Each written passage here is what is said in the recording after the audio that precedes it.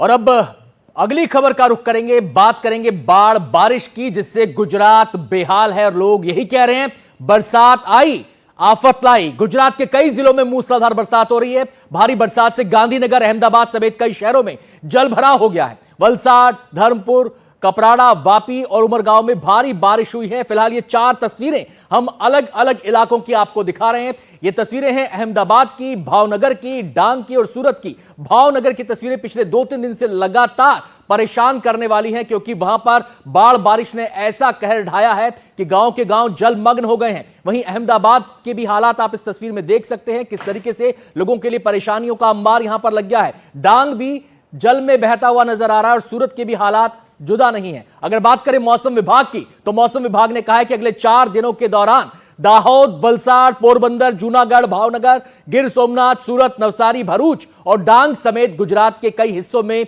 मूसलाधार बारिश हो सकती है। यह पूर्वानुमान मौसम विभाग ने जताया है, यानी कि आने वाले कई दिनों तक राहत मिलती नजर नहीं आ रही है गुजरात के इन इलाकों को।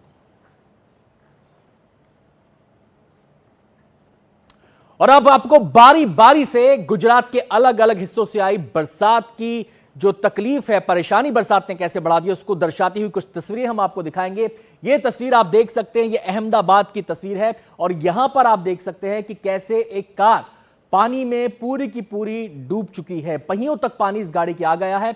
और गांधीनगर की इस तस्वीर में आप देख सकते हैं कि बारिश के बाद जल जमाव की समस्या यहां पर देखने को मिली और एक गाड़ी पूरी पानी में डूब गई। अक्सर आपने देखा होगा दिल्ली के अंदर भी कि जब बरसात होती है तो कारें रुक जाती हैं और उसकी वजह यह होती है कि पानी ज्यादा हो जाता है और पानी ज्यादा होने के कारण मशीनरी में कुछ गड़बड़ आती है और उसकी वजह से कार के पहिए थम जाते हैं। ऐसी ही तस्वीर गांधीनगर में आप देख सकते हैं, जहां पर यह कार पानी में हिचकोले खाती हुई नजर आई।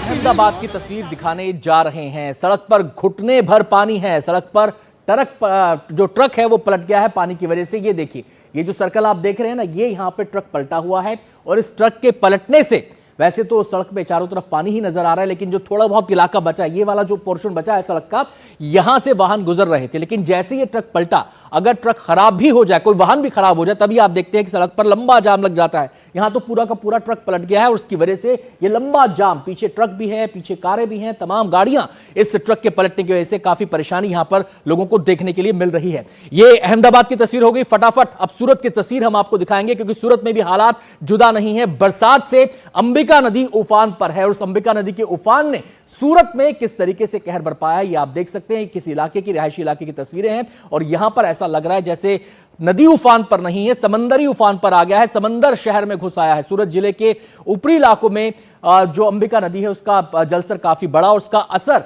काफी दूर तक देखा जा रहा है। दूर दूर तक आपको कोई इंसान नजर नहीं आ रहा। उसकी वजह यह है कि चारों तरफ पानी ही पानी है और पानी इतना है कि यहां पर रहना मुश्किल है। अब बात कर लेते हैं एक और शहर की, और यह शहर भी गांधीनगर है, जो कि गुजरात की राजधानी है। अब राजधानी जब है गुजरात की गांधीनगर, तो लोग ये सोचते हैं कि यहां पर इंतजामात बेहतर होंगे और बरसात से पहले चाहे कोई राज्य हो, कोई शहर हो, जो प्रशासन होता है, लोकल एडमिनिस्ट्रेशन होता है, वो यही दावा करता है कि इस बार हमने पुख्ता इंतजाम कर रखे हैं। लेकिन इंतजामात की पोल बरसात में खुल जाती है। देखिए, ये ट्रैक्टर यहां पर फंसा हुआ है, कहीं पर गाड़ियां फंसी हुई हैं और ये सवाल यहां पर उठा रहे हैं कि भाई सिस्टम ने जो इंतजाम किए थे, जिनके दावे किए थे, जिन पर करोड़ों रुपए खर्च किए थे, लागत लगाई थी इस करोड़ों रुपए की, वो आखिर क्या हुआ, उसका कैसे ये पानी में बह गया। सिस्टम के प्री मानसून कार्य की पोल सीजन की पहली बारिश में ही खुल गई। गांधीनगर में महात्मा मंदिर अंडरपास बारिश के पानी से भर गया। अंडरपास में पानी भरने के कारण वाहन चालकों को भारी परेशानी का सामना करना पड़ा। अंडरपास में पानी भर गया था, जिससे लोगों को उसमें कूदना पड़ा। कहीं ट्रैक्टर फंस गया, कहीं कार फंस गई, कहीं दोपहिया चालक जो है वो घसीटते हुए अपने वाहन को ले जा रहे हैं। तो भाई तमाम दावों के बावजूद गांधीनगर में वो दावे पानी में बहते हुए नजर आ रहे हैं। एक और तस्वीर गांधीनगर की हम आपको दिखाने वाले हैं और देर रात गांधीनगर में जो भारी बरसात हुई है उसका किस तरीके से शहरी क्षेत्र पर असर हुआ है, यह आपको बता रहे हैं। रात में गांधीनगर का जो शहरी क्षेत्र था वो 88 मिलीमीटर बारिश वहां पर हुई और 88 मिलीमीटर का यह कि 3.5 इंच बारिश वहां पर हुई। काफी ज्यादा बारिश है। ये बारिश के कारण कई जगहों पर गड्ढों के कारण पानी भर गया और शहर के वावोल GH4 अंडरपास सेक्टर 22 पंचदेव अंडरपास में पानी भर गया। शहर के GH4 अंडरपास में 2 बसें फंस गई, 5 लोगों को बचाया गया। बाढ़ के कारण अंडरपास बंद कर दिए गए। कहीं पर देखिए ट्रक तिरछा हो चुका है। तो बहुत सारी अव्यवस्थाएं यहां पर देखने को मिली बरसात के कारण, और इस बरसात की परेशानी जो है लोगों को खासी देखने को मिल रही है। देखिए यहां पर बाइक सवार किक पे किक मारे जा रहा है, बाइक स्टार्ट नहीं हो रही है। यहां पर आप देख सकते हैं बारिश के बाद जो है पानी का स्तर जो बढ़ गया, उसके बाद वहां पर जो झरने से बहने लग गए चारों तरफ। प्रशासन के पास जाने, प्रशासन जो है सेफ स्थान पर जाने की सलाह दे रहा है। तो एक के बाद एक ऐसे ही इलाकों की तस्वीरें यहां पर सामने आ रही हैं। अब हम आपको डांग की तस्वीरें दिखाने जा रहे हैं। डांग के प्रवेश से वाघई स्थित गिरधोद 16 रंगों से खिल उठा है। कुदरती नजारा। डांग जिले में लगातार हो रही बरसात से गिरधोद में पानी आवक। अंबिका नदी पर बना गिरधोद ग्रुप में प्रशासन ने पर्यटकों को गिरधोद के पास ना जाने की सलाह दी है। तो बारिश के बाद जब पानी बढ़ गया है तो वहां पर खूबसूरती तो उसकी बढ़ गई है, और यह भी हो सकता है कि लोग इस खूबसूरती का नजारा लेने के लिए वहां पर जाएं, लेकिन प्रशासन ने कहा है कि वहां पर जाना खतरे से खाली नहीं है, इसलिए आप उस इलाके से दूर रहें। तो ये पूरे के पूरे झरने बहते हुए यहां पर नजर आ रहे हैं। आंखों को भले ही सुकून दे नजारा, लेकिन जान जोखिम में डालने वाला है, इसलिए प्रशासन ने वहां पर हिदायत दे दी है कि भाई आपको यहां पर नहीं जाना है। चलिए, ये तो गुजरात की बात हो गई। अब गुजरात के अलावा हम बात करेंगे महाराष्ट्र की। महाराष्ट्र में भी कई इलाकों में भारी बरसात हुई है, और बरसात से बुरा हाल है अलग अलग इलाकों का। नासिक की हम बात कर रहे हैं। यहां पर नासिक की तस्वीरें आप देख सकते हैं। नासिक में लगातार बारिश के कारण गोदावरी नदी का जलस्तर बढ़ गया है। नदी के किनारे खड़ी एक कार ये डूब गई है। ये देखिए पूरी की पूरी कार का जो बोनट है, कार का जो पूरा नीचे का हिस्सा वो डूब चुका है, और कार के ऊपर से पानी गुजरने वाला है। और इस वजह से आप देखिए जो कार में सवार व्यक्ति था उसने जैसे तैसे निकलकर अपनी जान बचाई। उसका एक पैर कार पर है। अभी देखिए एक शख्स और यहां से निकलने की कोशिश कर रहा है। एक कार पैर पर, कार के बोनट पर है उसका, दूसरे पैर से उसने यहां पर एक रेलिंग को पकड़ रखा है जिससे कि वो सुरक्षित स्थान पर जा सके। तो खासी परेशानियों का सामना करना पड़ रहा है। आपको बता दें कि आज सुबह 11:30 बजे से दोपहर 2:30 बजे के बीच 35 मिलीमीटर बारिश नासिक में हुई है, और उस बारिश का इंपैक्ट क्या पड़ा है, उसका असर क्या हुआ है, ये इन तस्वीरों में आप देख सकते हैं। और अगली तस्वीर हम आपको दिखाने जा रहे हैं पुणे की हम बात करेंगे। आपको बता दें पुणे में आज बारिश का ऑरेंज अलर्ट है। जल जमाव, ट्रैफिक की समस्या से लोगों को परेशानी हो रही है। पुणे की तस्वीर है। पुणे की कॉलोनी है, रिहायशी इलाका है, और यहां पर गली गली में पानी आपको साफ दिखाई दे सकता है। और यह ऐसा लगता है कि पानी जो है घुटनों से थोड़ा सा नीचे ही है, और इसकी वजह से बाकी जो शहर का इलाका है वहां पर भी आप देख सकते हैं कि बसें जो हैं, गाड़ियां, ऑटो, स्कूटर सब अटके हुए हैं पानी की वजह से, और वहां पर जल जमाव के कारण जगह जगह ट्रैफिक जाम देखने को मिल रहा है। अब महाराष्ट्र का एक और इलाका है रत्नागिरी, वहां की तस्वीरें भी हम आपको दिखाएंगे। रत्नागिरी की तस्वीरें आपके सामने आ रही हैं, और रत्नागिरी में भी हर तरफ पानी ही भरा हुआ है। सड़कों पर नावें निकल पड़ी हैं। जिन सड़कों पर वाहन चला करते थे उन सड़कों पर नावें तैर रही हैं, नावें चल रही हैं, क्योंकि आवाजाही का कोई जरिया बचा नहीं। इतने भरे पानी में आप कैसे किसी वाहन को लेकर जा सकते हैं? ऐसे में लोगों ने नावों का सहारा लिया है एक जगह से दूसरी जगह जाने के लिए, और जो लोग फंसे हैं अलग अलग इलाकों में उन तक सामग्री पहुंचाने के लिए। तो नाव जरिया बन गई है शहर के अंदर पानी में ट्रैवल करने के लिए। तो ये पूरी तस्वीरें जो हैं एक तरफ लोगों की परेशानी को बयां कर रही हैं, और दूसरी तरफ ये बता रही हैं कि जो वादे किए जाते हैं बारिश से पहले वो कैसे पानी में धुल जाते हैं, बरसात में धुल जाते हैं। और अब बात हम कर लेते हैं दिल्ली की, क्योंकि दिल्ली के भी हालात जुदा नहीं होते हैं बरसात के दिनों में। दिल्ली में कई ऐसे इलाके हैं जो बरसात में तो जलमग्न हो ही जाते हैं, लेकिन व्यवस्था कुछ ऐसी है कि बरसात जाने के बाद भी कई दिनों तक पानी नहीं निकलता। दिल्ली में बरसात के बाद कई जगह जहां जल जमाव हो जाता है, उन्हीं में से एक इलाका है किराड़ी का, जो कि पश्चिमी दिल्ली में आता है। हमारी टीम यहां पर पहुंची, लोगों ने बताया कि किस तरह थोड़ी सी बरसात में घुटनों भर पानी हो जाता है। आज धूप खिली हुई है, लेकिन इस इलाके के लोग समस्याएं अभी भी बता रहे हैं। खासकर गंदे नाले की सफाई ना होना उनके लिए सबसे बड़ा सिरदर्द है, और जब इन नालों की सफाई नहीं होती है, बरसात होती है, नाले साफ नहीं होते, पानी रुक जाता है, पानी अटक जाता है, और यह पानी लोगों के घरों में बैक मारता है, उनके घरों में गंदा पानी पहुंचता है। उनकी व्यथा सुनिए। हमारी टीम जब उनसे बातचीत करने पहुंची तो उन्होंने क्या क्या बताया। पश्चिमी दिल्ली के किराड़ी इलाके में इस वक्त हम खड़े हैं, और आपको यहाँ की स्थिति दिखाते हैं कि किस तरह बरसात में यहाँ लोग बता रहे हैं कि पानी जो है लबालब सड़कों पर आ जाता है, और ये तस्वीरों से भी कहीं ना कहीं बयान हो रहा है। ये आप देखिए, ये 70 फुट नाला, 70 फुट रोड यहाँ का पूरा ये इलाका कहलाता है, और ये नाला यहाँ पर आप देख रहे हैं कितनी गंदगी है।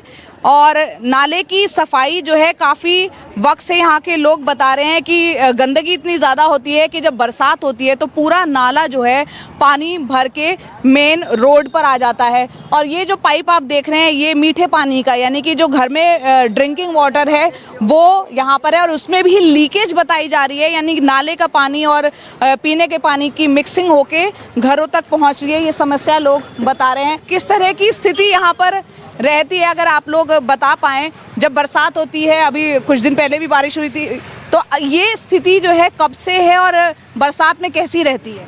ये पूरा भर गया था पूरा, मतलब यहाँ तक पानी भर रहा था पूरा इस पे। और ये तो आज ही साफ किया है यहाँ पे, और कुछ काम वाम होता नहीं, रिक्शे से सब पलटते रहते हैं। कल बारिश हुई थी तो यहाँ पे 3-4 रिक्शे पलटे थे।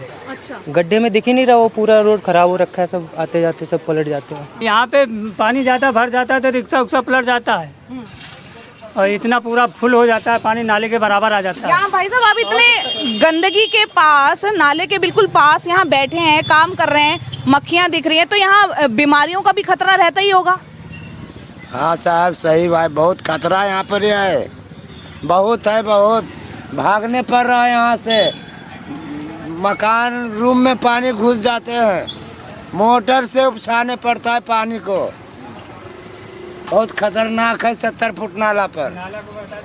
पानी भी आता है, यहाँ पानी भी आता है तो पहले 2 घंटे उसको साफ निकालना पड़ता है कि पहले महकता हुआ पानी बंद हो जाए, उसके बाद अच्छा पानी भरे। घरों में जो पीने का पानी आता है वो भी सीवर वाला मिला हुआ आता है, ये बता रहे हैं? 2 घंटे लगभग महक आती है, गंदा महक आती है पानी में। चलिए यहाँ कुछ और लोगों से भी जानने की कोशिश करते हैं। नाले का जो पाइप है ये नीचे से ये टूटा हुआ है, घर में सीवर में का पानी जाता है सीधा सीधा, जैसे घर में मोटर लगी चालू हुआ तो साफ पानी की जगह नाले का पानी सप्लाई होता है पूरा। तो यहाँ अंदर टूटा हुआ है, किसी ने कभी ध्यान ही नहीं दिया।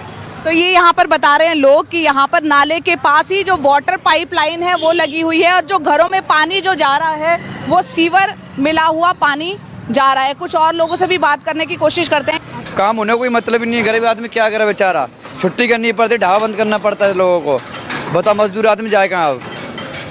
क्या चाहते हैं सरकार से, बोलिए आपकी क्या बोलना चाहेंगे, क्या व्यवस्था यहाँ होनी चाहिए? साफ सफाई होनी चाहिए यहाँ की और सुविधा होनी चाहिए। ये देखो पूरा नाला बंद पड़ा है, नाले में से पानी ऊपर आता है, बताओ क्या करे पब्लिक, कहाँ जाए पब्लिक। तो यहाँ पर आप देख रहे हैं वाकई में नाले का पानी जो है, अभी तो धूप खिली हुई है, बावजूद इसके सड़क जो है नाले के पानी से यहाँ पर दिख रही है क्या स्थिति है। तो लोग इस तरह की समस्या से रूबरू हो रहे हैं कि बीमार पड़ जा रहे हैं, अस्पतालों के उनके चक्कर लग रहे हैं। ये किराड़ी इलाके का हाल इस वक्त हम बता रहे हैं, जहाँ घरों में दूषित पानी आ रहा है, लोग यहाँ पर बता रहे हैं, वहीं सड़कों पर लबालब पानी है। जैसे ही बरसात आती है तो लोग अपने घरों से बाहर नहीं निकल पाते हैं। कैमरा पर्सन अशोक महाले के साथ दिल्ली से मैं जया कौशिक, एनडीटीवी इंडिया के लिए। दिल्ली का पड़ोसी राज्य है हरियाणा। वैसे तो हरियाणा में एंट्री के कई पॉइंट हैं अगर आप दिल्ली से हरियाणा की तरफ जाते हैं, लेकिन एक सड़क है जिसका नाम है दिल्ली रोहतक रोड।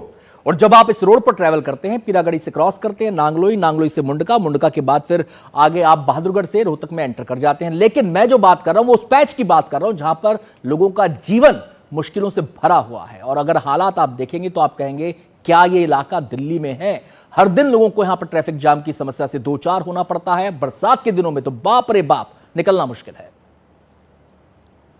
इस वक्त मैं हूं दिल्ली की रोहतक रोड जो है, मेरे पीछे आप देख रहे हैं राजधानी पार्क मेट्रो स्टेशन है और आसपास आप देखिए इस वक्त किस तरह का पूरा ट्रैफिक चल रहा है। आज ही दिल्ली ट्रैफिक पुलिस के द्वारा एक ट्वीट किया गया है और ये कहा गया है कि बरसात के वक्त जो है यहाँ पर इस रोड को अवॉइड करें लोग, क्योंकि यहाँ पर आने वाले वक्त में जो है यातायात की स्थिति जो है उससे लोगों को दो चार होना पड़ सकता है, दिक्कतें आ सकती है।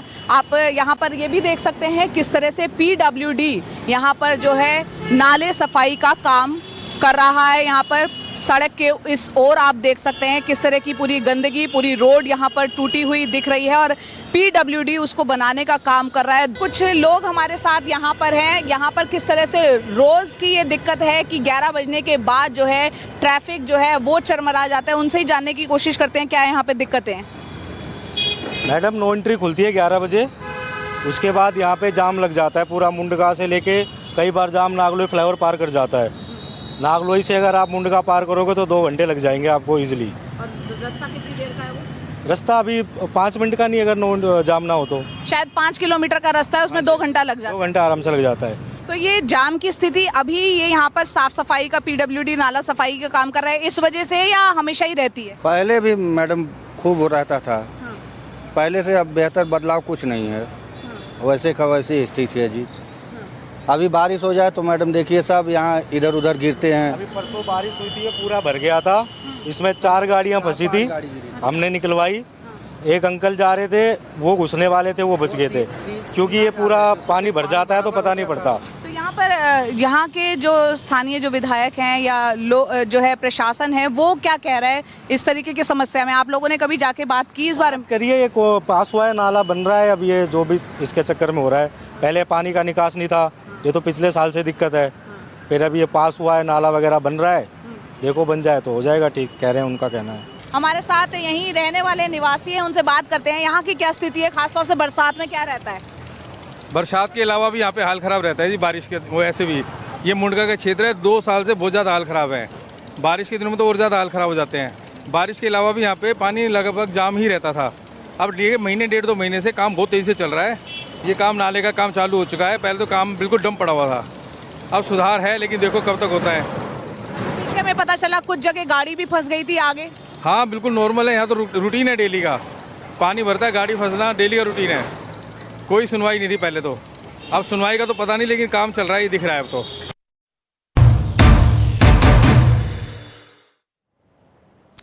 ब्रेक के बाद स्वागत है आपका। आप देख रहे हैं सवाल इंडिया का, और अब हम बात करेंगे उस हत्याकांड की जिसके चर्चे अभी तक जगह जगह हो रहे हैं। हम बात करें राजा रघुवंशी हत्याकांड की, जिसमें हर दिन नए राज खुल रहे हैं। कल इस केस में एक नए शख्स की एंट्री हुई, एक नया किरदार, एक नया नाम संजय वर्मा। नए नाम के आने के बाद ही मिस्ट्री उलझती नजर आई, लेकिन एक ही दिन बाद, 24 घंटे बाद, यह मिस्ट्री सुलझ भी गई, क्योंकि पुलिस ने चौंकाने वाला खुलासा किया। पुलिस ने कहा कि संजय वर्मा कोई और नहीं बल्कि राज कुशवाहा ही है, जिसने फर्जी दस्तावेज के आधार पर संजय वर्मा के नाम से एक सिम लिया था और उसी सिम से वो लगातार सोनम के संपर्क में था। आपको बता दें कि इस केस में सोनम समेत सभी 5 आरोपियों की 8 दिन की रिमांड आज खत्म हो रही है, और जानकारी के मुताबिक अभी सभी आरोपियों के 6 दिन की और रिमांड आज अदालत में पुलिस मांगने जा रही है। सीधे हम रुक करेंगे, हमारे संवाददाता रतनदीप हमारे साथ जुड़ गए हैं और जानकारी देने के लिए। रतनदीप, पेशी को लेकर क्या अपडेट? देखिए, अब से किसी भी वक्त सोनम रघुवंशी, राज कुशवाहा और बाकी 3 जो अभियुक्त हैं, उनको मेरे पीछे जो ये शिलोंग में डिस्ट्रिक्ट सेशन जज कोर्ट है ईस्ट खासी हिल्स ज़िले का, यहाँ पे लेके आएंगे। और पुलिस सूत्र के मुताबिक जो हमें खबर है कि पुलिस 6 दिन का पुलिस रिमांड के लिए वो अपनी अर्जी रखेंगे। देखना ये पड़ेगा कि जज का फैसला क्या होता है, मगर पुलिस की जो दलील होगी कि ये जो हत्या कांड है, यहाँ पे जो अब तक जो खुलासे हुए हैं, जो इन्वेस्टिगेशन हुआ है, वहाँ पे और भी कुछ ऐसे लूज एंड्स हैं स्टोरी के, जिसके कि उनको आंसर्स चाहिए सोनम या फिर राज से। और इसके साथ साथ मेघालय एसआईटी की और एक टीम जो इंदौर में है, वो बहुत जगह पे। वो लूज एंड्स कौन से?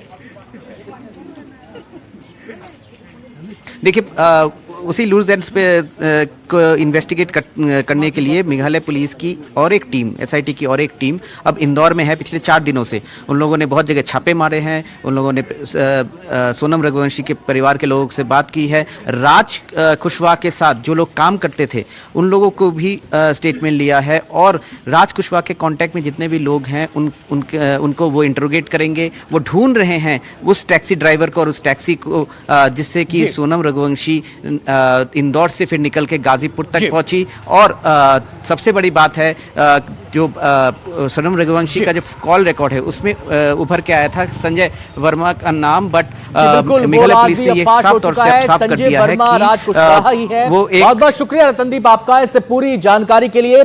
आप वहां पर मौजूद हैं, थोड़ी देर में कोर्ट में पेशी होने वाली है, और जैसा कि रतनदीप ने बताया कि पुलिस 6 दिन का रिमांड और मांग सकती है, क्योंकि पुलिस की जांच में कहना यह है सूत्रों का कि कुछ लूज एंड्स बाकी हैं। हमारी नजर है खबर पर, जैसे ही वहां पर अपडेट होगा हम यहां पर आपको बता देंगे। चलिए अब बात कर लेते हैं उस शख्स की जिसकी किरदार के रूप में, एक नए किरदार के रूप में इस पूरे हत्याकांड में एंट्री हुई। नाम क्या था? नाम था संजय वर्मा। सब चकरा गए, संजय वर्मा कहां से आ गया, कौन है संजय वर्मा? लेकिन अब यह राज खुल गया है। अब आपको इस राज फाश के बारे में बताने जा रहा हूं। राज कुशवाहा ही संजय वर्मा है। यह पुलिस ने खुलासा कर दिया है कि संजय वर्मा कोई इधर उधर का आदमी नहीं, राज कुशवाहा है।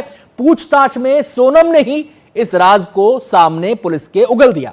संजय वर्मा की एंट्री से यह मिस्ट्री उलझ गई थी। लोग सोचने लगे कि भाई संजय वर्मा कौन है, कहां से आया और सोनम के कनेक्शन में क्यों था, क्या वजह से था, क्या कारण था।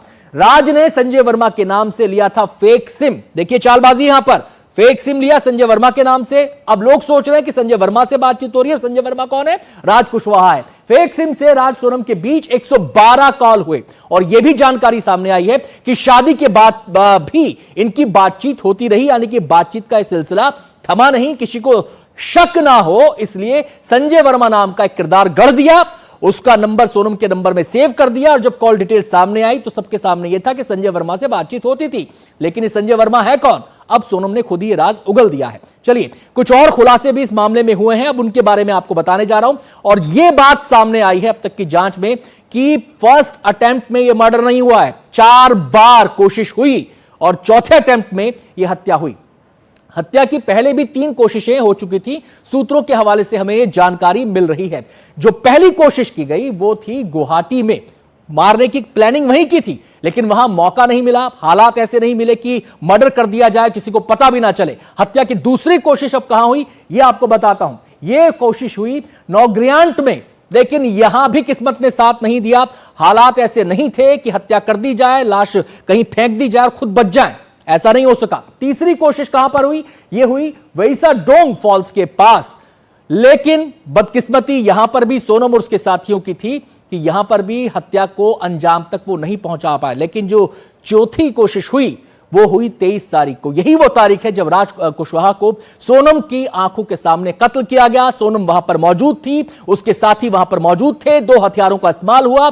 पहले कत्ल हुआ, उसके बाद लाश को खाई में फेंक दिया गया। यह समझा गया कि अब हमारा यह राज कभी फाश नहीं हो पाएगा। लेकिन जब पुलिस ने जांच को आगे बढ़ाया तो कोई नहीं बच पाया, सबके सब शिकंजे में आ गए। अब सोनम और उसके साथियों की कोर्ट में पेशी होने जा रही है, जहां पर पुलिस रिमांड मांगने की तैयारी कर चुकी है। 6 दिन का रिमांड पुलिस और मांग सकती है। चलिए, यह खबर हो गई राज कुशवाहा हत्याकांड से जुड़ी। अब अगली खबर का हम रुख करते हैं। वो खबर किस बारे में है?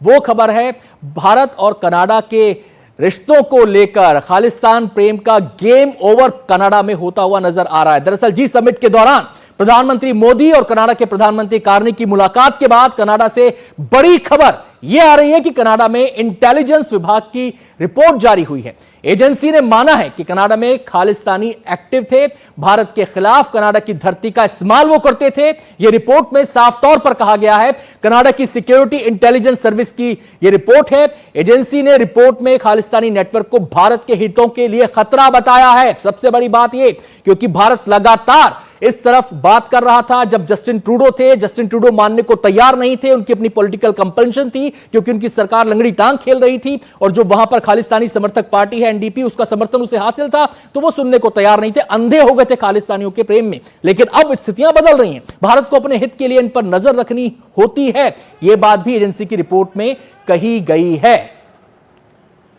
तो हालात जो है पूरी तरह बदले हुए नजर आ रहे हैं यहां पर सत्ता परिवर्तन के बाद। अब आपको ग्राफिक्स के जरिए मैं बताता हूं कि कैसे कनाडा का यह बड़ा कबूलनामा सामने आया और भारत की एक बड़ी कूटनीतिक जीत है। जो बात भारत कह रहा था पूरी शक्ति के साथ, पूरी मजबूती के साथ, उस पर वहीं की एजेंसी ने मोहर लगा दी है। तो अब हम आपको बताते हैं कि क्या अहम बातें हैं, कैसे ये कूटनीतिक जीत हुई है। हमारी धरती पर खालिस्तानी सक्रिय, ये जिस रिपोर्ट का मैं जिक्र कर रहा हूं उसमें यह बात कही गई है। इसके अलावा कहा गया कि आतंकवाद पर कनाडा ने अपनी गलती मान ली है, यानी कि जो खालिस्तानी तत्व वहां पर पनप रहे हैं उनको लेकर हामी कनाडा ने भर दी है।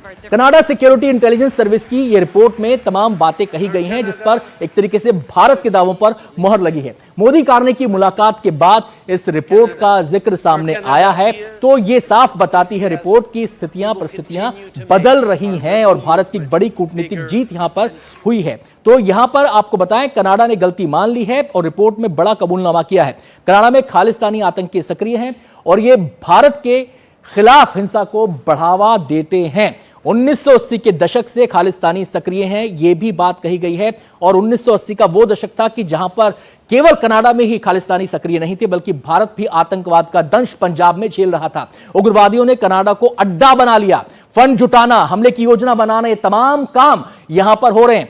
कनाडा की राष्ट्रीय सुरक्षा के लिए ये सिरदर्द बन चुके हैं, क्योंकि जगह जगह प्रदर्शन करते हैं, उटपटांग बातें करते हैं, उटपटांग पोस्टर लहराते हैं, अलग अलग किस्म की झांकियां निकालते हैं, जो केवल भारत के लिए ही नहीं बल्कि कनाडा के लिए भी सिरदर्द है। खालिस्तानी भारत के हितों के लिए खतरा है, यह बात भी मानी गई है। कनाडा ने इस बात को भी माना है। भारत को रखनी पड़ती है इन पर नजर, और यह भारत के सुरक्षा हितों के लिए, राष्ट्रीय हितों के लिए बेहद जरूरी है। एक तरीके से यह बात कही जा रही है अब कनाडा की इस रिपोर्ट के जरिए से।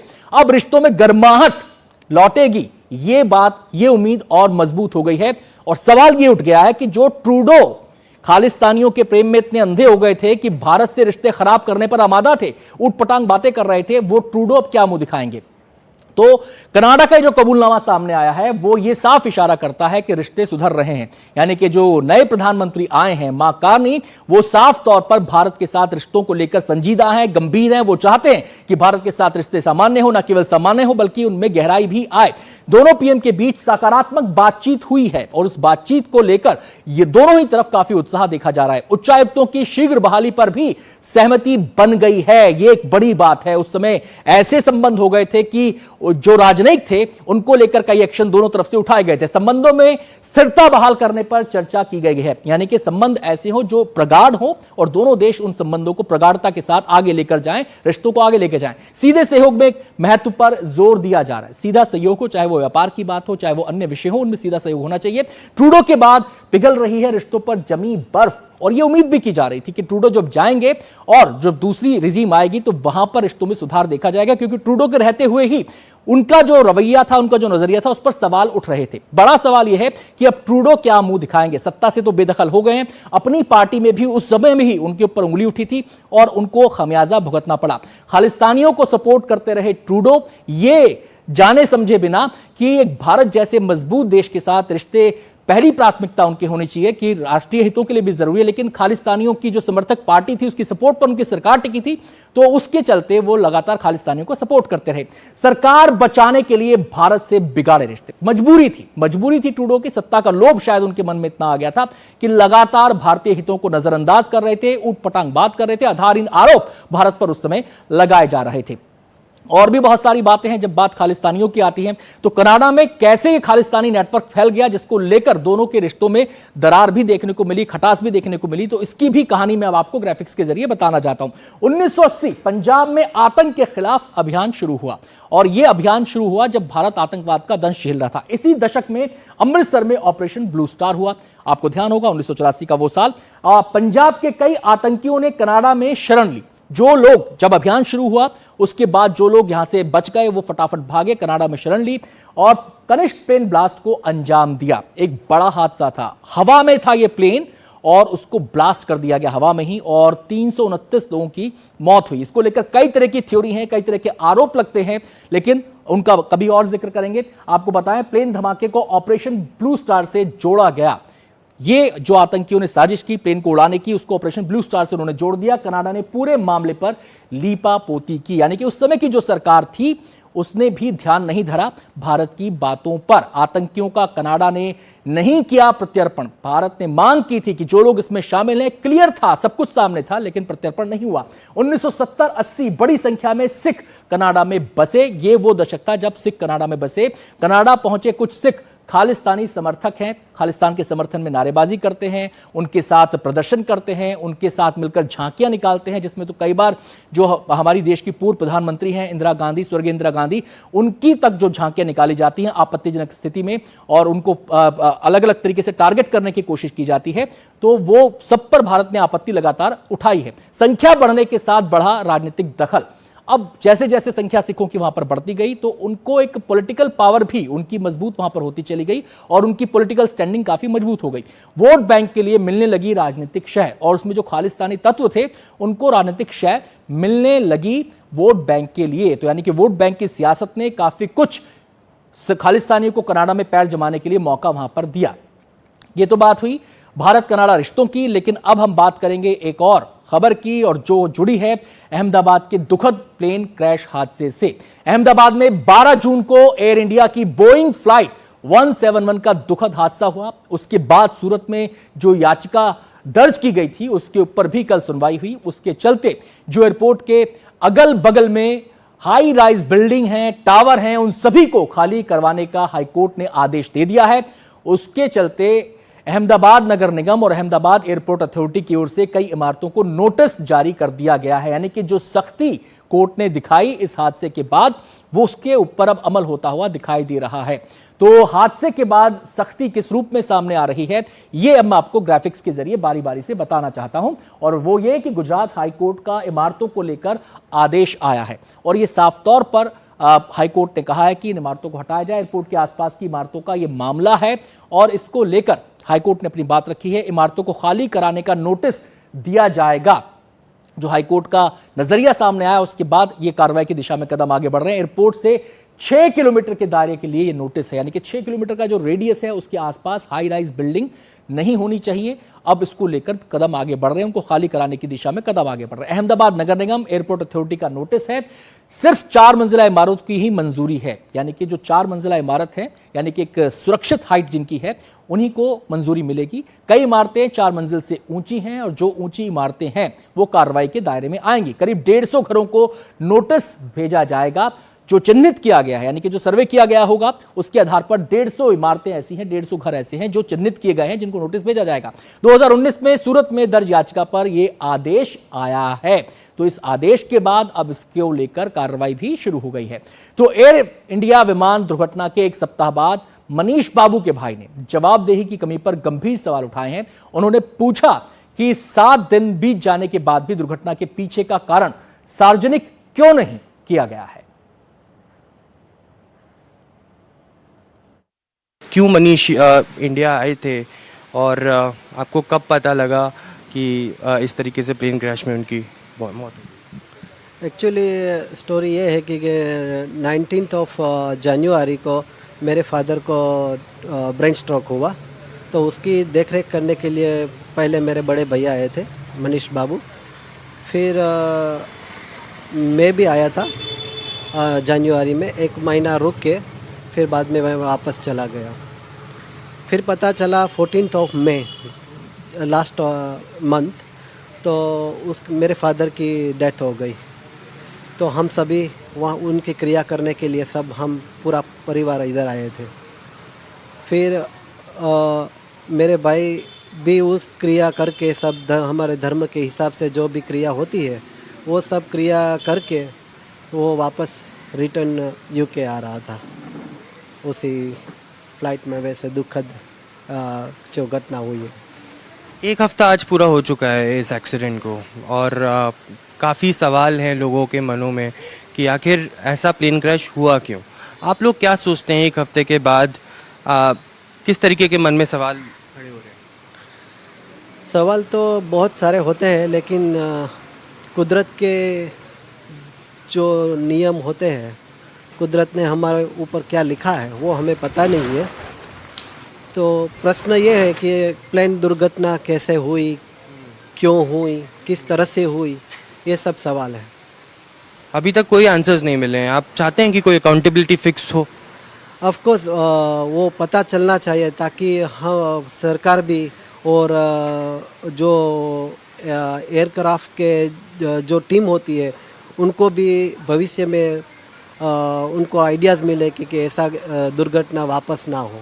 ये घटना ऐसी है कि वो शब्द में हम कह ही नहीं सकते, उनके लिए शब्द ही नहीं है, क्योंकि दुखद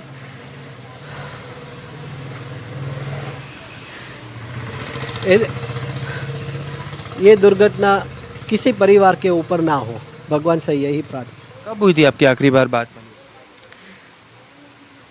11 जून को 11:30 बजे रात को मेरी लास्ट बात हुई थी, जब से वो घर से यहाँ निकलने वाले थे एयरपोर्ट के लिए।